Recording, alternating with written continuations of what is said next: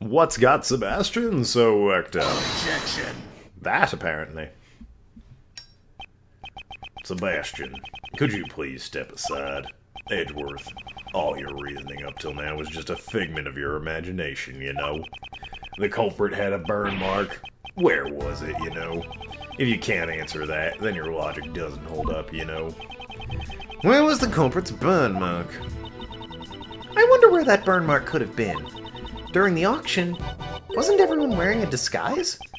Well, indeed, during the auction everyone should have been dressed in a particular way. If the burn mark was still visible under those conditions, then... Now, why don't you show us? Alright, so clearly what we're implying here is that tattoo that she saw was in fact the burn mark. So I assumed the correct thing would be these masks. That is not the case, however. It is the conductor's clothes. Why is the conductor's clothes? I can't remember. We might actually be where I haven't gotten to yet. It's what the conductor was wearing during the auction. In other words, the outfit you were wearing at the time. What can you figure out from those clothes alone? Yeah, this is all new to me at this point. So I got to where I was in 40 minutes. I got to where I was the first time that took 40 minutes in 20. A single episode. So, bravo me for shutting up and playing the game and not freaking out about what evidence I needed to present. Let's see why the clothes and not the masks.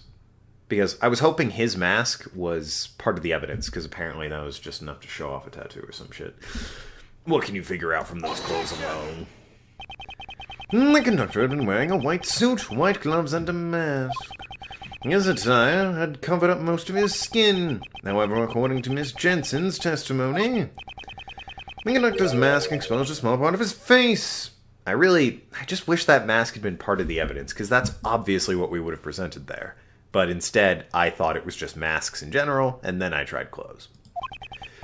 In addition, while she thought there had been a tattoo there, it's possible she mistook the burn mark for a tattoo. A burn mark on his face? Objection. That's all very... Scintillating.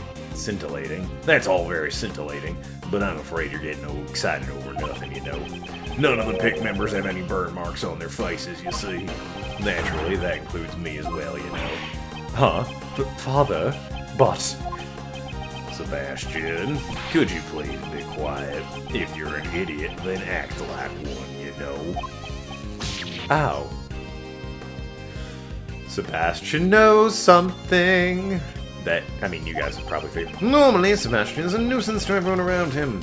This is no exception. Shut up, kid. I'm on a roll. But this time I owe him my gratitude. That reaction from Blaze's own son. It reveals the truth more clearly than anything else. Thanks to him, I'm confident that my reasoning is correct. I know who that unidentified piece of evidence belongs to. I wonder what's wrong with that prosecutor. Usually, Sebastian is slower to arrive at the truth than anyone else. However, this time he probably hasn't figured out. His own father is a criminal. Since he knows the truth, he's in pain, isn't he? If he didn't know the truth, he could have remained blissful in his ignorance. Okay, we are here in order to pursue the truth. It doesn't matter what path my reasoning takes, the important thing is to arrive at the truth. It's just very lucky it's always beneficial to me. Once before, when I lost faith in my reasoning, you said that to me and showed me the way. This time I shall show you the truth. You are innocent. I also want to know the truth. Mr. Edgeworth, please tell me. Yes, that's the spirit. That's impossible, you know, for all of you. I mean, just where could I possibly have a burn mark? On your face, you fuck. It's nowhere to be found, you see. There's no evidence to prove that I'm the culprit, you know. Obviously, you're wearing the curly wig that, Karen mentioned. That's right. There's no contradiction at all. There's no way there can be a contradiction, not for my father. Sebastian, I understand why you don't want to admit it. However, if you avert your eyes from the truth, you will regret it forever. Forever! He just walks out of the room. Forever! Is he gonna come back, or... Oh, alright, that was weird. Father, just what should I do? Huh. I really wonder why you're such an idiot, you know? Sebastian, if you really want to save me, you'll have to try a little bit harder, you see. You gotta use your head, you know? Honestly, you really are a useless idiot.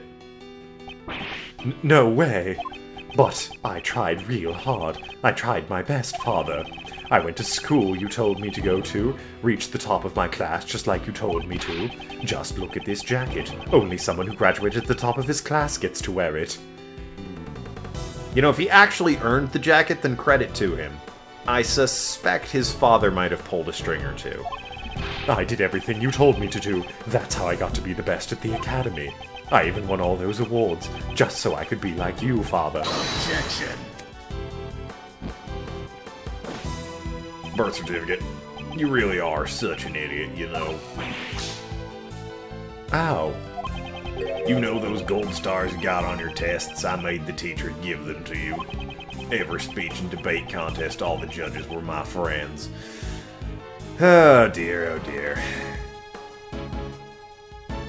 Well, now I feel bad for the kid. Oof. And you know what? By the end of the trial, I imagine I'm gonna feel even worse for the kid. You know, Sebastian, if you weren't even able to notice something like that, you're really not worthy of being called my son, don't you think? That hurt on the inside as well as the out. Wah! I mean, that was just mean. Oh, my son has disappeared. Well, yeah, you're an asshole. Oh my, it's enough to make me cry, you know. He was trying his best for me, and yet he was totally useless, you know. You are truly a despicable person. And like, we just came off a case with possibly the worst father figure we've ever seen. And then you come along. I mean, even Manfred von Karma was there for his daughter. Like, raised her properly. Had faith in her ability. She's a functioning human being. Your son is not. You suck. Worse than that other guy. What's his name? I can't remember. Fuck. Gustavia. You suck worse than Dane Gustavia. He just abandoned his son. Like, cut him out of his life. Went to another country. Really dick move. You topped that. Bravo, sir. As the chairman of the pick and as a father. Even I feel sorry for that foolish prosecutor. Even I feel sorry for him. And I'm as bitter as she is, if not more so. Poor Mr. Prosecutor. Blaze de Best, you. Just what do you think of your own son? He's just a useless pawn, you see. Whoa now, maybe you should look in the mirror before you criticize me, you know. I mean, even you. You also used Sebastian to get close to me, didn't you? I cannot deny that. However, he's not my son. And he's not a mere pawn. He always tries to do his very best, even if the results aren't up to par.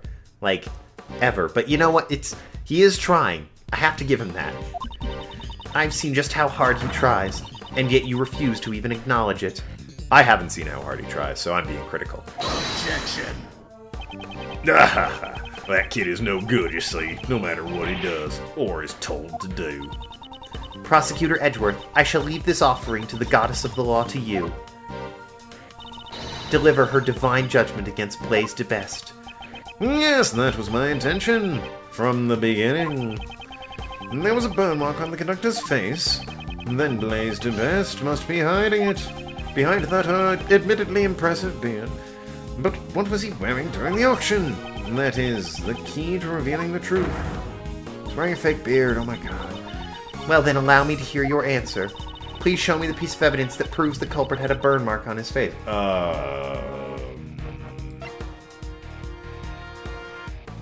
Proves he had a burn mark on his face. Well, fuck me. I can try the wigs now. I don't think it'll work. I'm not gonna save scum, but I am just gonna save state here, out of habit. And I'm gonna make it a new save state. Save to slot 4. Attaboy, game. So... No, it wouldn't be this. It would be the testimony, right? Yeah... Wavy wig. Maybe? Take that! Ooh, damn, I got it. Nice job, game. Because that's what I would think. Like, it was obvious to me, so I want to present that. And the game's like, yes, that is what you need to present. It's obvious, isn't it? Yes. This is so much better than, like... The beginning of Phoenix Wright is very good with this sort of thing. I'll give them credit where it's due. For the most part, the first game nails it pretty good with the logic. Some of it's a bit iffy, but it pretty much nails it. The second game has some infamously terrible moments, looking specifically at the Berry Big Circus. The third game, though, it kind of just all becomes nonsense towards the end of it. And the case is good, don't get me wrong, I like the story and the characters, but some of the logic in those cases is such bass-ackwards nonsense. It's really not good. But I feel like this and the previous Edgeworth game are really, really good at the logic. You know, they nail it. And I don't remember ever being really annoyed in the first Edgeworth game about the logic. Maybe, I can believe once or twice I got annoyed. But, you know, there's been very little me getting annoyed at the logic. There's been a couple times, like I mentioned, the stuffed bull working instead of the other thing. And those times when the letter clearly should have worked. You know, I still say the letter clearly should have worked. But what did work wasn't a huge leap or anything. It wasn't a stretch of logic. But yeah, I really admire this game for that. So far it's been pretty much hitting all of the notes to be a very, very good game. And it's a shame it didn't get a localization and that I have to play this fan translation port. If you recall Miss Jensen's testimony, there's still one point that remains unexplained. 2 types of wigs had been prepared, one of which was left unused. Do you mean the wavy wig? What are you talking about? It was something Miss Jensen found when she switched places with the victim. What does something like that have to do with the burn? Inside the costume trunk, Miss Jensen witnessed 2 wigs. One of them had been used by Miss Jensen to make her hair look like the victim's. Now then, just what was the other wig used for? It doesn't seem like it was a spare wig. There's no need to overthink it. Just compare the attire of the true culprit to the conductor with that of Blaze to Best. Uh-oh.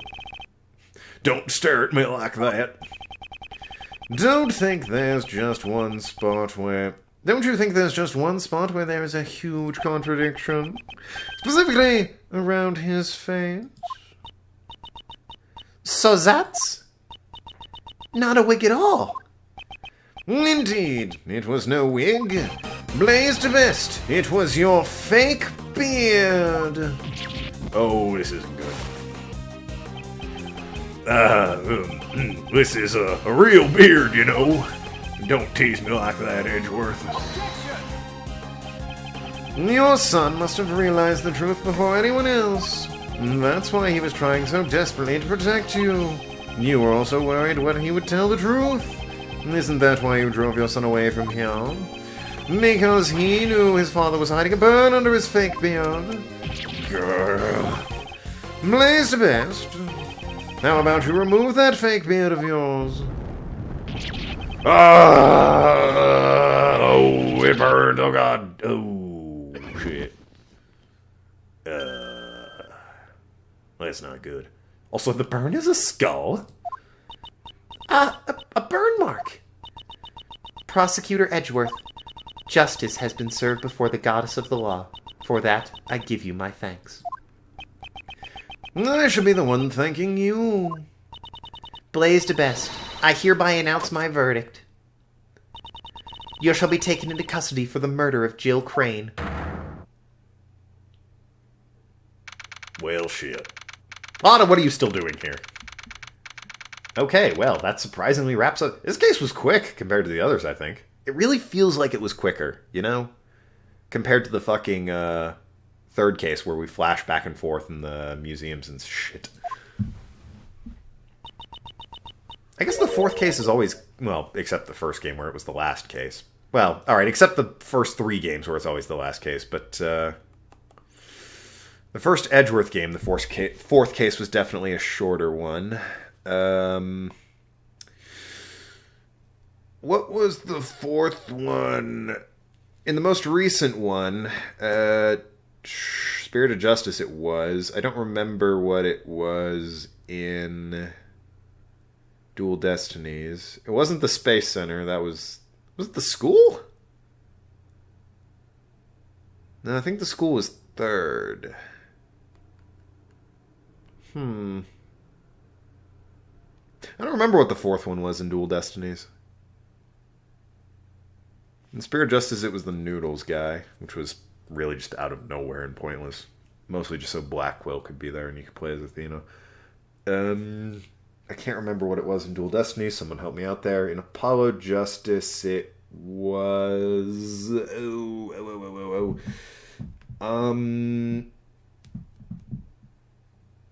Crap, are there only 4 in Apollo Justice? I know I'm delaying. Let me think. There was the opening where Phoenix was on trial. There's the Noodles case with the Mafia dude.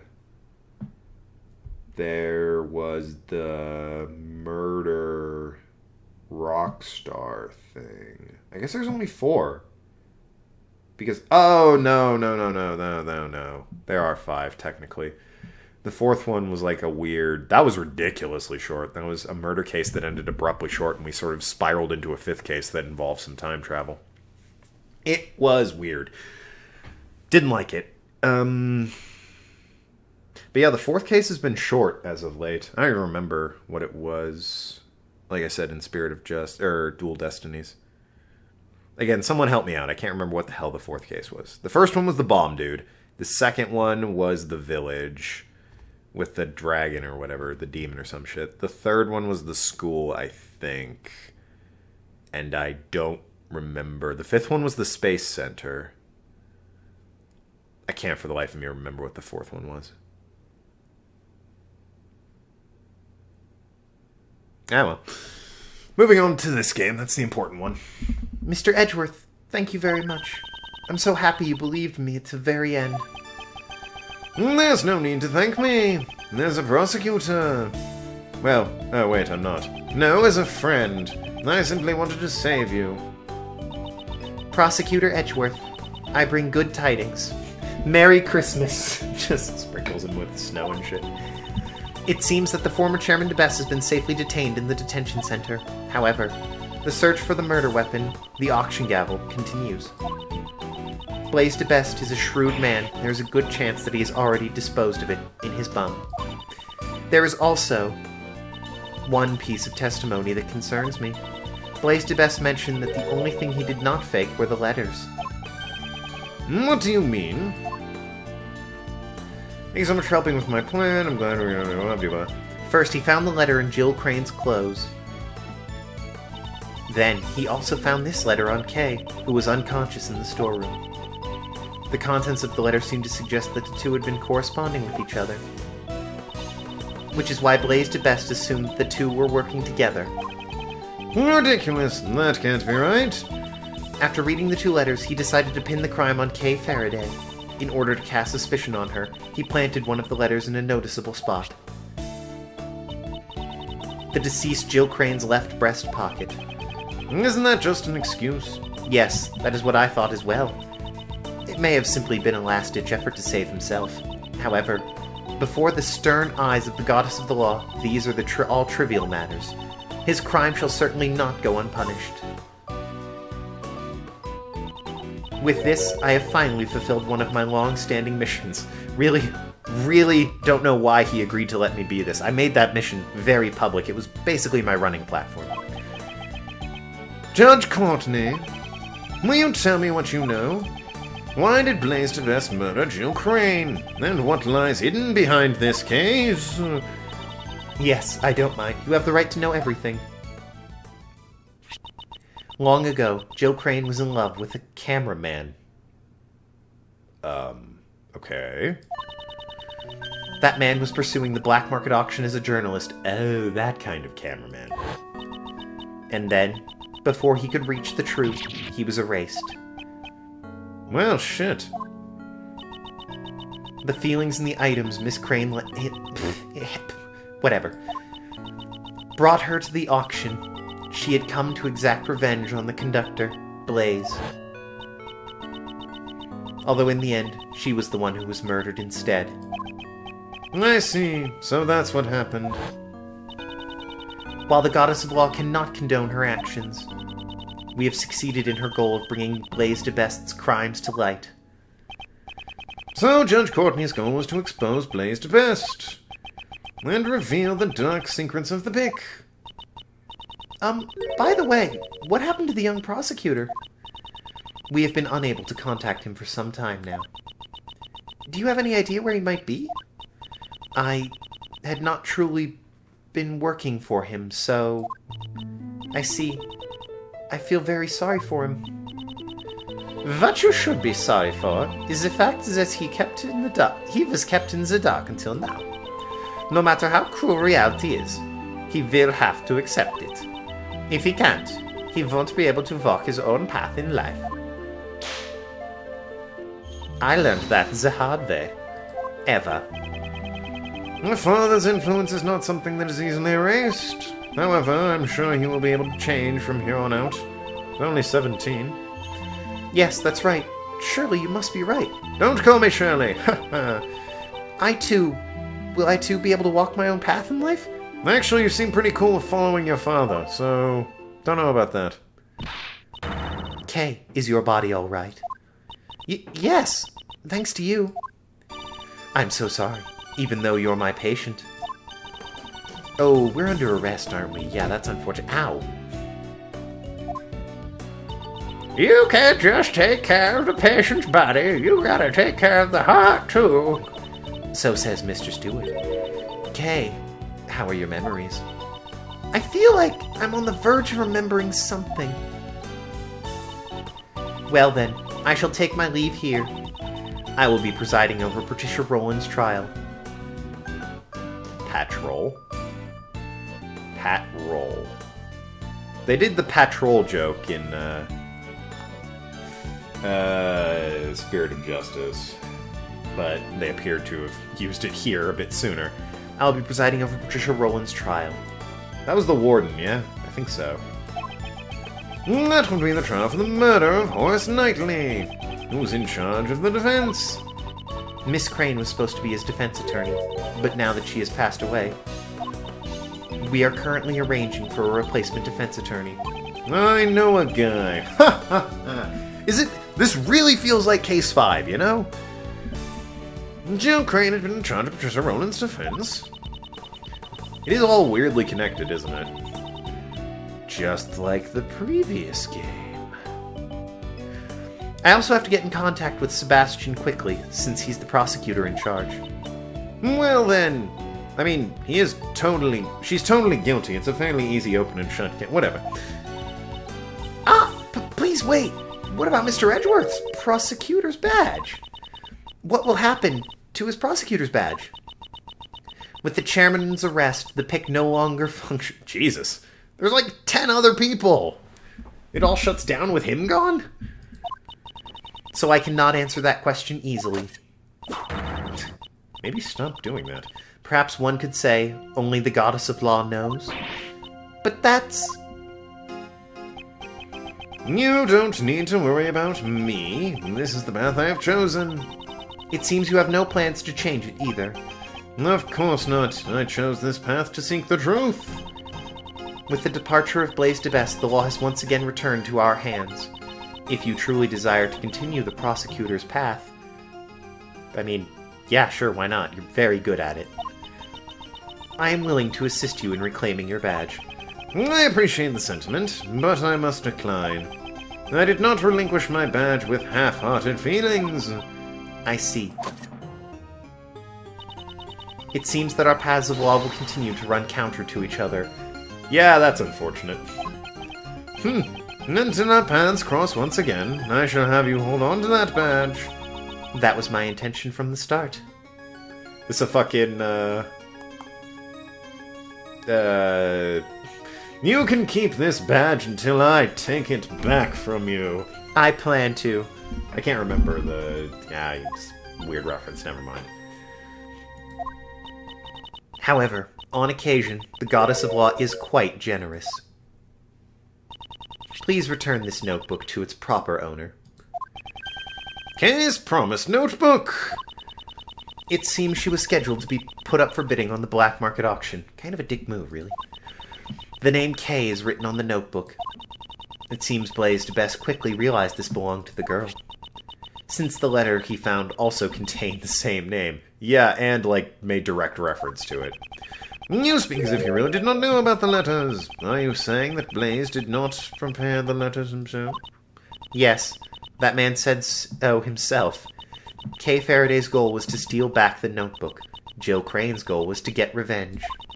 In order to achieve their goals, the two teamed up to infiltrate the auction, or so he says. Unfortunately, this was all Blaze's misunderstanding. It was purely a coincidence.